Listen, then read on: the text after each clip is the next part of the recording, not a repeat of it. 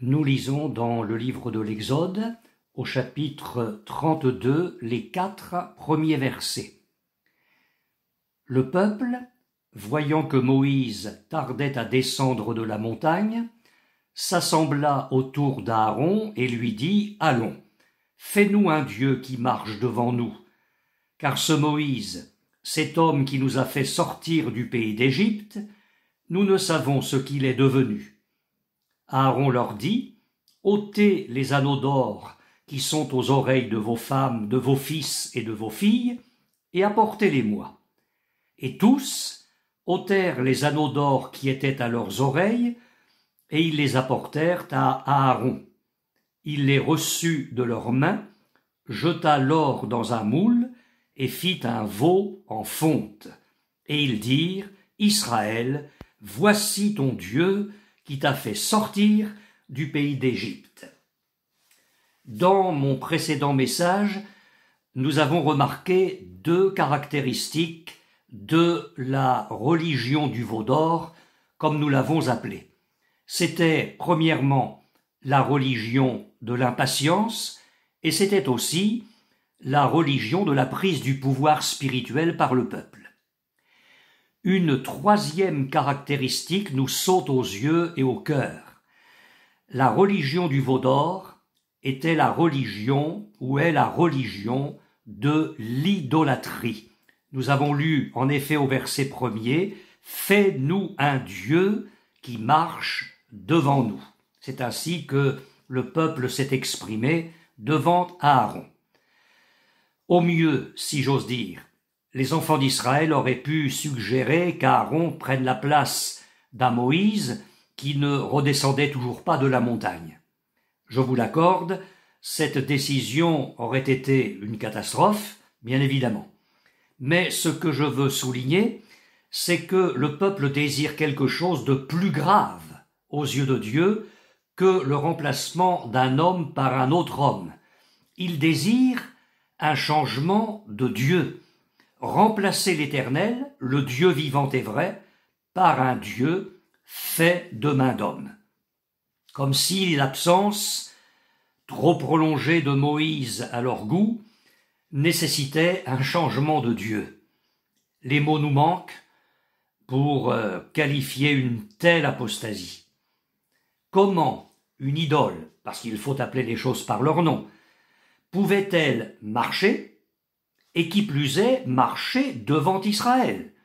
Et comment, devant le veau d'or, tous ont-ils pu s'écrier « Israël, voici ton Dieu qui t'a fait sortir du pays d'Égypte » C'est le verset 4 de notre lecture d'aujourd'hui. Jusque-là, ainsi que le dit le livre de l'Exode au chapitre 13, verset 21, l'Éternel allait devant eux le jour dans une colonne de nuée pour les guider dans leur chemin, et la nuit dans une colonne de feu pour les éclairer, afin qu'ils marchent jour et nuit. Qu'espéraient donc ces apostats?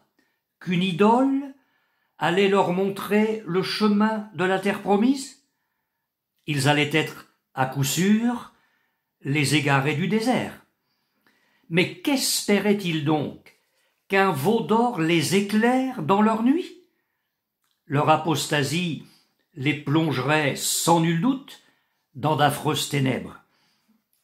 Égarement et obscurantisme serait le lot d'un peuple subitement saisi de folie. Si l'apôtre Paul avait été leur contemporain, il aurait certainement écrit, comme dans son épître aux Romains au chapitre 1er, les versets 21 et 22, « Ayant connu Dieu, ils ne l'ont point glorifié comme Dieu et ne lui ont point rendu grâce, mais ils se sont égarés dans leurs pensées et leur cœur sans intelligence a été plongé dans les ténèbres. Se vantant d'être sages, ils sont devenus fous et ils ont changé la gloire du Dieu incorruptible en image représentant l'homme corruptible, des oiseaux, des quadrupèdes et des reptiles. » Vous avez remarqué, ils se sont égarés dans leurs pensées et leur cœur sans intelligence a été plongé dans les ténèbres. Ce que Dieu pense de l'idolâtrie. Un veau d'or, mais vous pouvez imaginer la scène? Moïse est monté vers Dieu pendant 40 jours, et le peuple, lui, est en train de descendre bien bas dans son étourdissement spirituel. Que dit l'Écriture à propos des idoles des nations? Alors je vais prendre le temps d'examiner avec vous la parole de Dieu parce que je suis impressionné de voir à quel point Dieu insiste dans sa parole sur ce point-là. Il est écrit dans le psaume 115, dans les versets 4 à 7, « Leurs idoles sont de l'argent et de l'or, elles sont l'ouvrage de la main des hommes. Elles ont une bouche et ne parlent point, elles ont des oreilles et n'entendent point, elles ont un nez et ne sentent point, elles ont des mains et ne touchent point, des pieds et ne marchent point, elles ne produisent aucun son dans leur gosier. » La conséquence, Dieu dit au verset suivant, « Il leur ressemble, ceux qui les fabriquent, tous ceux qui se confient en elles. » C'est le verset 8. C'est-à-dire que, spirituellement, ils sont morts. Ils ont la mort dans l'âme, la mort dans leur confiance stupide. Par opposition aux idoles des nations, le psalmiste proclame au verset 3 « Notre Dieu est au ciel, il fait tout ce qu'il veut. » Et il lance alors ce vibrant appel « Israël, confie-toi en l'Éternel, il est leur secours et leur bouclier. » Verset 9. Comment le peuple d'Israël a-t-il pu sombrer à ce point dans l'idolâtrie? Que l'on trouve des abominations semblables au milieu des peuples, c'est une chose, mais au sein du peuple de Dieu, c'est inqualifiable. Les coutumes des peuples ne sont que vanité, déclare Jérémie. On coupe le bois dans la forêt, la main de l'ouvrier le travaille avec la hache, on l'embellit avec de l'argent et de l'or, on le fixe avec des clous et des marteaux pour qu'il ne branle pas, ces dieux sont comme une colonne massive et ils ne parlent point, on les porte parce qu'ils ne peuvent marcher. Jérémie chapitre 10, les versets 3 à 5. Et le constat divin est sans appel. Tous ensemble, ils sont stupides et insensés, leur science n'est que vanité, c'est du bois. Verset 8. Ces paroles s'accordent avec ce que dit Ésaïe au chapitre 41, verset 29 de son livre « Voici, ils ne sont tous que vanité, leurs œuvres ne sont que néant, leurs idoles ne sont qu'un vain souffle. » Bien-aimés frères et sœurs, nous pouvons peut-être penser que nous sommes à l'abri de telles déviations et que, si nous avions été à la place des enfants d'Israël, nous ne nous serions pas comportés comme eux. C'est évidemment souhaitable. Cependant, nous devons nous méfier de nous-mêmes, être vigilants, entretenir une communion étroite avec Christ et nous laisser avertir par la parole de Dieu. Souvenons-nous de l'exemple de Salomon. Quel homme, quel roi, que de grâce reçue de la part de l'Éternel qui lui était apparu 2 fois, que d'expériences magnifiques avec Dieu, quelle sagesse, mais la Bible nous dresse un tableau misérable de la fin de sa vie. À l'époque de la vieillesse de Salomon, nous dit l'Écriture, ces femmes inclinèrent son cœur vers d'autres dieux, et son cœur ne fut point tout entier à l'Éternel son Dieu, comme l'avait été le cœur de David son père. Salomon alla après Astarté, divinité des Sidoniens, et après Malcom, l'abomination des Ammonites. Alors Salomon bâtit sur la montagne qui est en face de Jérusalem un haut lieu pour Kemosh, l'abomination de Moab, et pour Moloch, l'abomination des fils d'Ammon. Et il fit ainsi pour toutes ces femmes étrangères qui offraient des parfums et des sacrifices à leurs dieux. Premier livre des Rois, chapitre 11, les versets 4 à 8. Croyez-vous vraiment, mes frères et sœurs, que l'Écriture parle en vain? Ces choses sont arrivées, écrit Paul, pour nous servir d'exemple, afin que nous n'ayons pas de mauvais désirs comme ils en ont eu. Première épître aux Corinthiens, chapitre 10, verset 6. Un pasteur nous a raconté ce qui s'est passé un soir de réunion de prière dans l'église dont il avait la charge. Au cours de la réunion, une chrétienne a exercé un don spirituel, certains diraient une prophétie, je crois qu'il s'agissait plutôt d'une parole de connaissance, mais là n'est pas l'essentiel de mon propos. Et en substance, Dieu disait à son peuple, « Allez dans vos maisons et ôtez toutes vos idoles. » Le don, bien évidemment, était plus complet que ce que je vous rapporte ici, mais ces paroles sont le résumé du message inspiré à cette chrétienne ce soir-là. Plein de sagesse, le pasteur a alors interrompu la réunion et il a dit « Nous allons faire ce que Dieu nous demande. Allez dans vos maisons et rapportez ici vos idoles. » Chacun est retourné dans sa maison et plus tard dans la soirée, les chrétiens sont revenus. 2 grands sacs furent remplis, images pieuses, médailles, crucifix et autres objets de piété. Lorsque l'on connaît la teneur spirituelle de cette assemblée à l'époque, ce récit est d'autant plus éloquent. Les chrétiens n'adoraient plus ces objets, ils n'y vouaient aucun culte, n'y adressaient aucune prière, mais les crucifix avaient quitté la position verticale sur le mur pour une position horizontale dans le tiroir d'une commode. Il en était ainsi des images pieuses, des médailles et autres objets de piété. Ils étaient toujours là. Pourquoi? Pourquoi? Dieu ne tolérait pas de telles choses dans la maison des siens.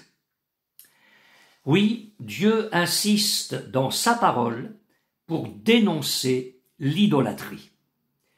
Nous lisons dans le livre du prophète Habacuc, au chapitre 2, versets 18 et 19, « À quoi sert une image taillée pour qu'un ouvrier la taille?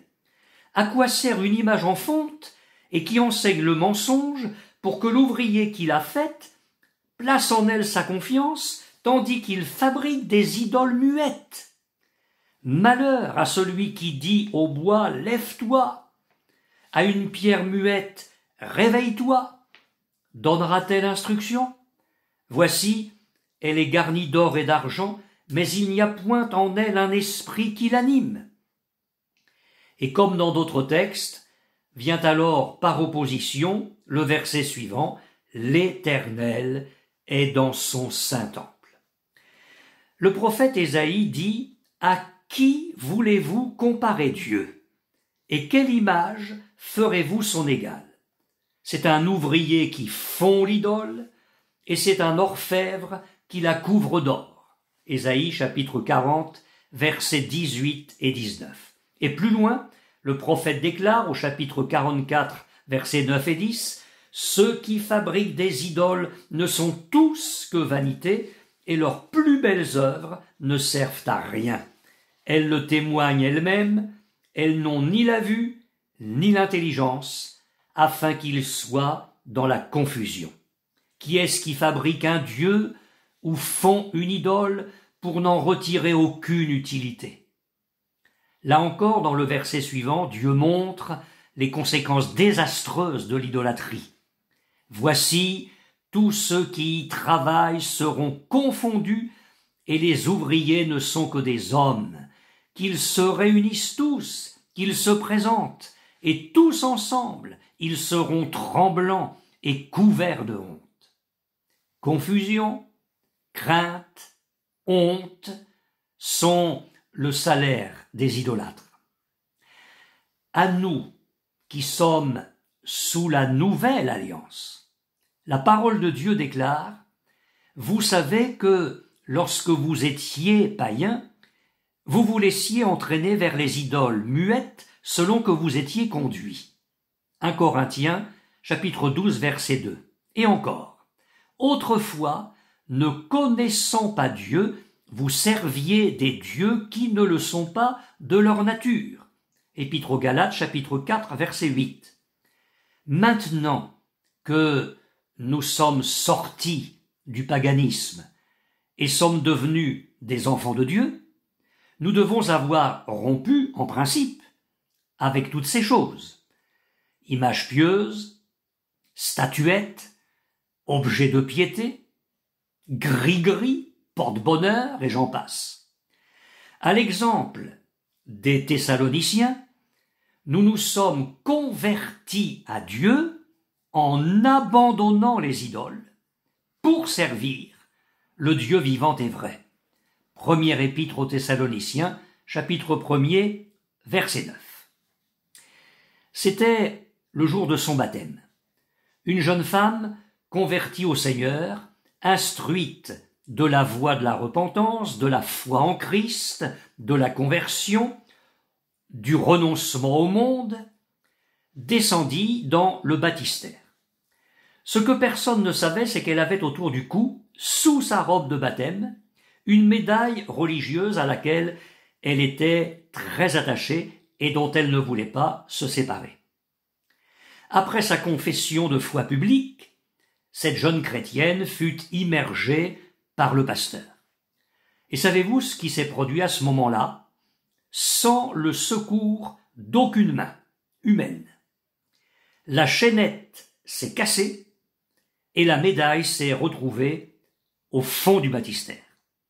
Quelle leçon Dieu avait donnée là.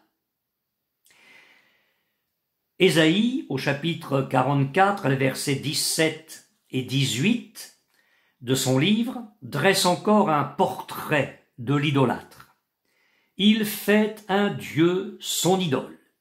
Il se prosterne devant elle. Il l'adore, il l'invoque et il s'écrie « Sauve-moi, car tu es mon Dieu ».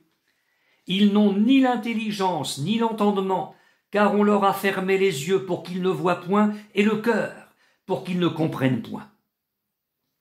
Adoration, prière adressée à un morceau de bois, à de l'or ou de l'argent.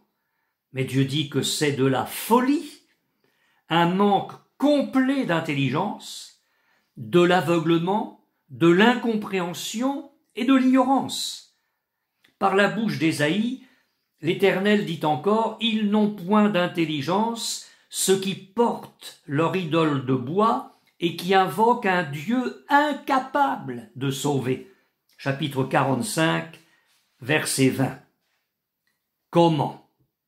Je vous le demande, comment, au pied du Sinaï, les enfants d'Israël ont-ils pu sombrer dans une telle voie? En entendant tous ces textes, je sais comment, naturellement, nous réagissons. Non, je ne tomberai ou retomberai jamais dans une telle idolâtrie. Vous êtes-vous déjà posé la question, si nous avions vécu à l'époque des compagnons de Daniel, serions-nous restés debout plutôt que de nous prosterner devant la statue de Nebuchadnezzar et finir dans la fournaise ardente? Encore une fois, gardons-nous de penser que nous sommes à l'abri de tous ces dangers. Veillons et vivons près du Seigneur. Je visitais un jour une vieille chrétienne de l'église dont j'étais à l'époque le pasteur. Cette sœur était très malade du cœur, elle n'avait plus de famille, et elle me dit « Quand je serai décédé, pouvez-vous, frère, vous occuper de mes affaires ?» J'acceptai de le faire. Elle me montra entre autres une sorte de portefeuille contenant des papiers importants. Quand ce fut l'heure de régler ses affaires, j'ouvris ce portefeuille, et quelle ne fut pas ma surprise de découvrir une drôle de chose. Un papier fin entourait avec soin un morceau d'étoffe, et il y avait un mot ajouté, morceau d'étoffe, ayant touché la statue de telle sainte. Je me suis demandé si je ne rêvais pas, ou plutôt si je n'étais pas en train de faire un cauchemar. Comment, en tant qu'enfant de Dieu, né de nouveau, peut-on garder une telle relique? Entendez une dernière fois le prophète Ésaïe parlant de la part de l'Éternel. « À qui me comparerez-vous pour le faire mon égal? À qui me ferez-vous ressembler pour que nous soyons semblables? Ils versent l'or de leur bourse et pèsent l'argent à la balance. Ils paient un orfèvre pour qu'il en fasse un dieu, et ils adorent et se prosternent. Ils le portent, ils le chargent sur l'épaule, ils le mettent en place et il y reste. Il ne bouge pas de sa place. Puis on crie vers lui, mais il ne répond pas. Il ne sauve pas de la détresse. » Chapitre 46, versets 5 à 7. Mes frères et sœurs, dois-je vous demander pardon d'avoir tant insisté sur ce point en vous citant tous ces textes? Mais pourquoi ne pas le faire quand Dieu lui-même le fait dans sa parole pour notre bien? Au point où nous sommes parvenus dans ce message, je vous citerai maintenant le Nouveau Testament. Tout d'abord, l'apôtre Paul. C'est pourquoi, mes bien-aimés, fuyez l'idolâtrie.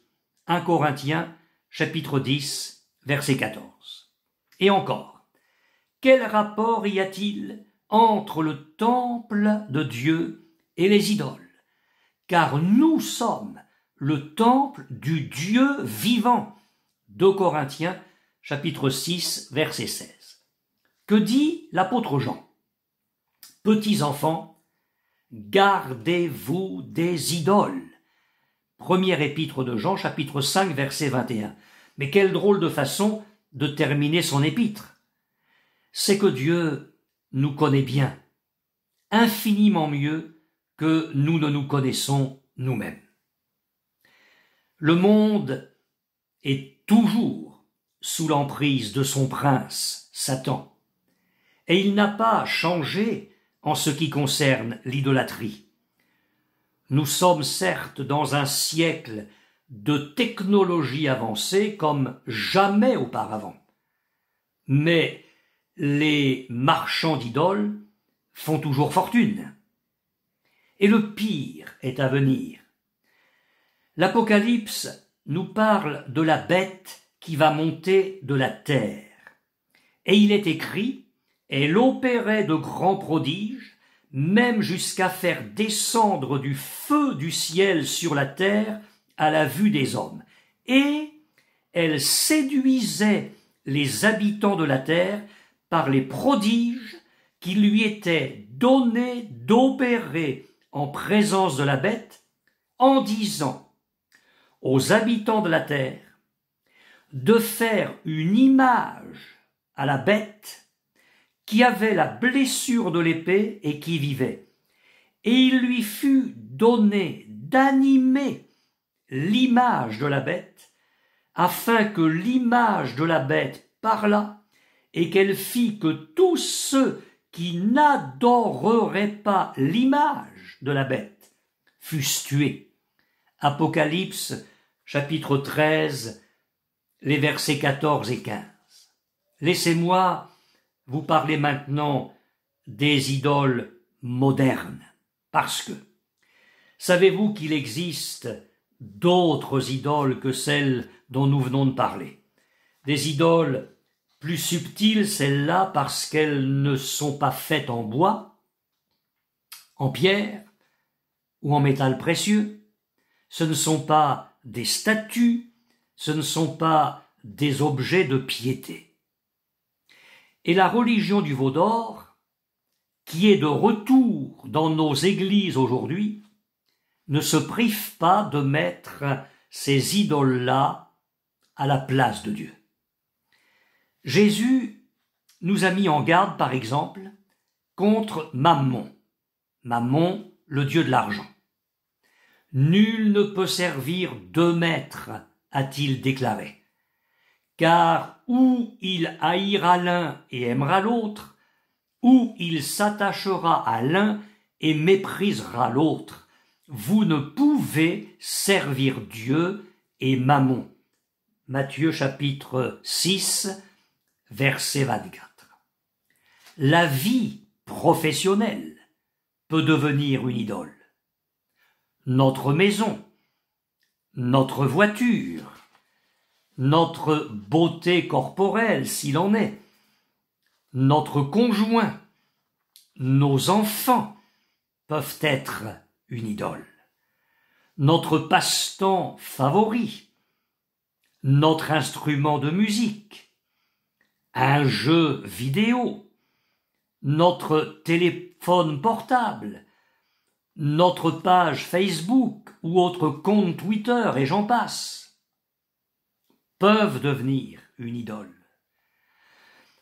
Une star de la chanson, un acteur de cinéma, même un chanteur chrétien, vais-je vous étonner, un pasteur ou même notre Église, peuvent être une idole, parce que passant avant le Seigneur. En résumé, tout ce qui prend la place de Dieu dans notre vie, tout ce qui lui enlève l'adoration qui lui revient, est une idole. Alors l'apôtre Jean, oui, terminait sa première épître par cette toute petite phrase « Petits enfants, gardez-vous des idoles ». Allons, cher apôtre Jean, ton exhortation nous est superflue. En sommes-nous si sûrs? Dieu parlerait donc en vain, sans savoir, sans nous connaître? Le texte original grec est très intéressant. Il dit littéralement « Petits enfants, gardez-vous vous-même loin des idoles ». Alors je voudrais vous dire deux choses à ce sujet. Tout d'abord, gardez-vous vous-même. Il est vrai que Christ nous garde, mais nous sommes invités à la vigilance personnelle. Nous devons nous garder nous-mêmes. La seconde chose, gardez-vous vous-même loin des idoles. C'est ce que dit le texte original. Loin des idoles, c'est exactement ce que Paul écrivait aux Corinthiens. Littéralement, il dit « C'est pourquoi, mes bien-aimés, fuyez loin de l'idolâtrie. » Frères et sœurs, soyons pleinement persuadés que dans les combats spirituels, le moyen de remporter la victoire, c'est souvent de fuir, en particulier lorsque nous sommes confrontés à la religion du veau d'or. Le bois sec brûle très facilement lorsqu'on a placé du feu dessous. Plus facilement encore, l'idolâtrie saisit l'esprit de l'être humain aussitôt qu'une occasion lui est offerte. Ne l'oublions jamais. L'histoire de l'humanité en général et l'histoire de l'Église en particulier nous le démontrent malheureusement. Que la résolution de Josué soit la nôtre, moi et ma maison, nous servirons l'Éternel. Amen.